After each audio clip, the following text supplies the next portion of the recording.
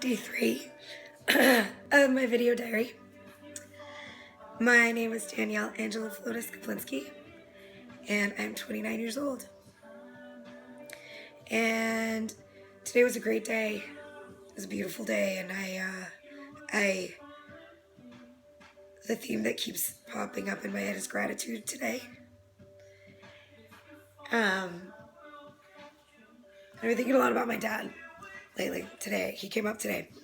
My parents got divorced when I was 2, and I've lived with my mom, single parent. My dad was a very upstanding guy. He had a great job, paid child support. He saw me once a year. And growing up as a child, you don't resent someone that you don't really know. Like I didn't know growing up with a dad, right? So I always thought he was this cool guy. He would come around once a year and then he'd leave and we'd go back to our daily routine. In my senior year, I started to notice real resentment. And I was an only child. For a long time, couldn't understand what it was about me that didn't fit or that didn't constitute this importance of having your only child in your life. He doesn't have any other kids. I'm your only child. And through the years, through self-development, I learned forgiveness and I learned love, and I wouldn't be here if it wasn't for my dad, you know. And I remember my mom used to tell me, we may not always agree with what he says and does, but we also don't really know how he feels about not having a real relationship with you. And I don't, right? For all I know, my dad could be very hurt by it. And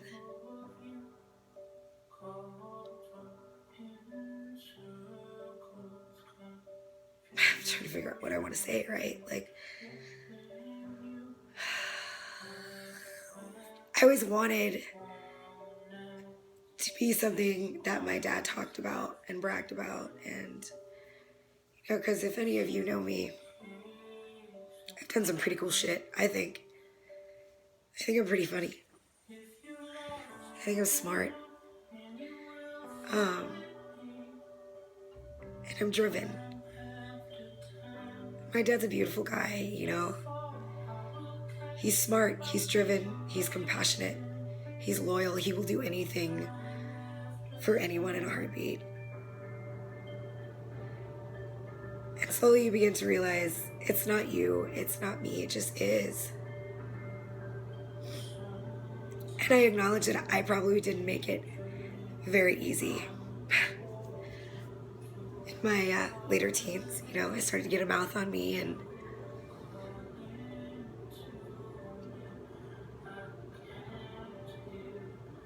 I wanted him to want me.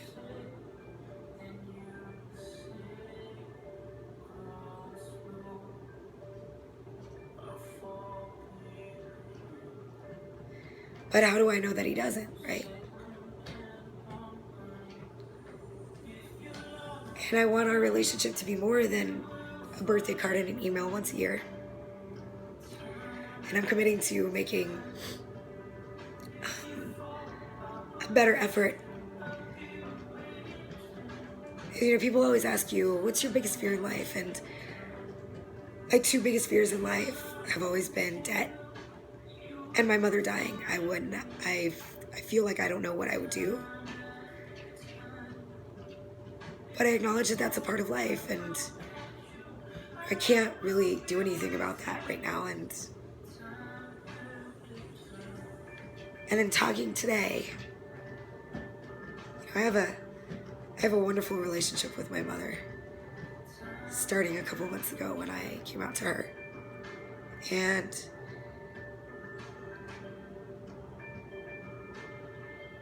I'm good with my mom. I love my mom. I love you, Mama. you for never making me feel like I came from a broken home. I always had everything.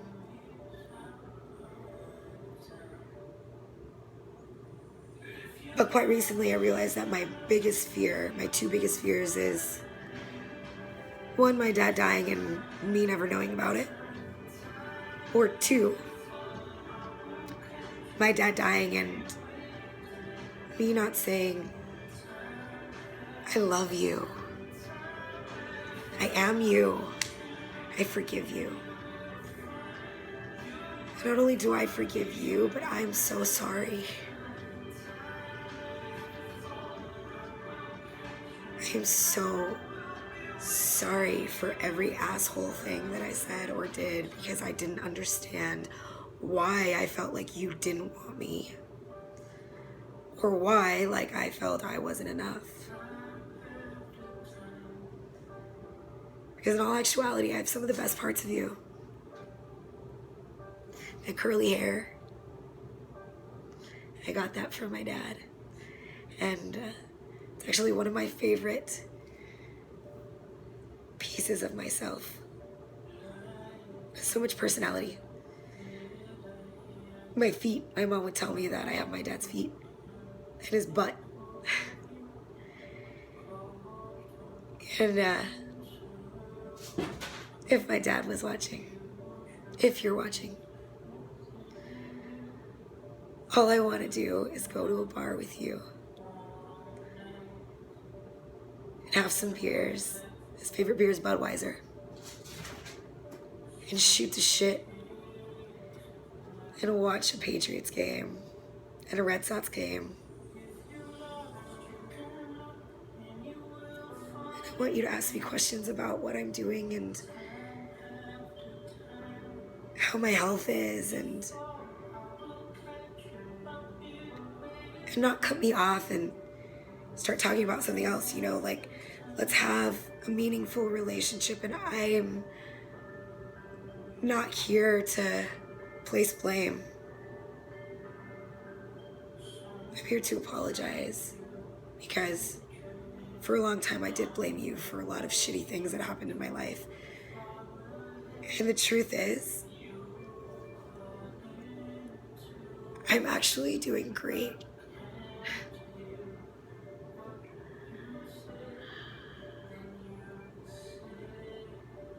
You're a cool guy. You're funny.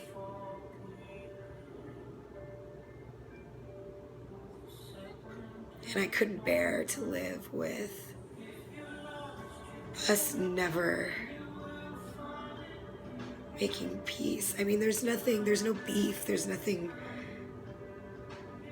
there. We just don't know how. I don't know how to relate to my dad. And I don't think he knows how to relate to me. I'm an only child. I need a dad. I need my dad. I have a dad, right? Like, I know and I acknowledge you and I love you. And I'm saying, I need you in my life.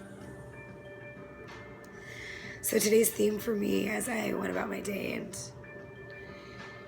marinated on certain things, gratitude just kept coming up. And there's so many people in my life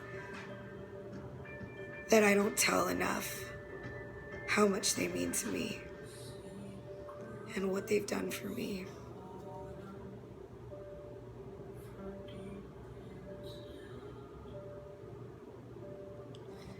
And I would tell my dad that I am good enough and I am interesting enough for you to know.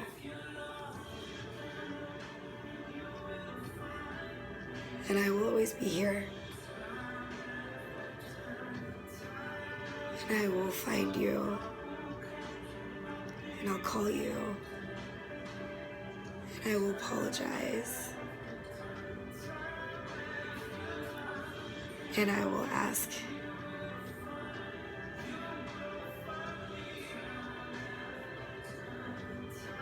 that we not leave this earth not at peace with each other. I love you, Dad.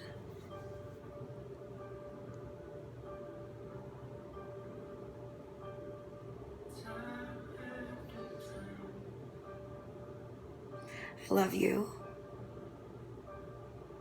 And you're good enough. And I'm good enough.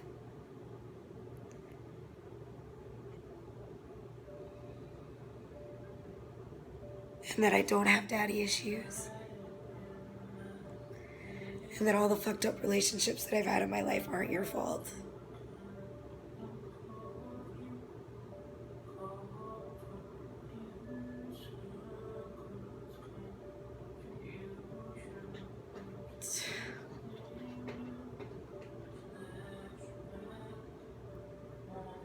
And I would tell my mom,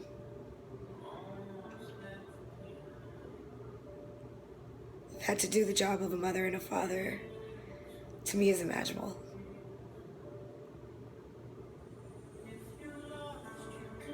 And you did everything in your power for me.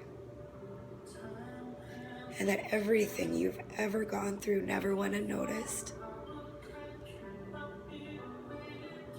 And that because of the both of you, I am a beautiful mix of Polish and Mexican descent.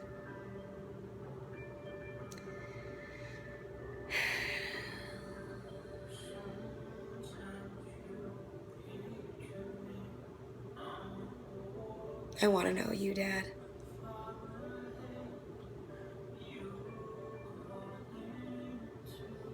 And I want you to introduce me to your friends, and your friends not say, wow, Pete, I didn't know you had a daughter. And I'm okay. And I'm doing well. And a lot of those beautiful characteristics that you have, I have. Compassion, willpower, stubbornness, heart, love.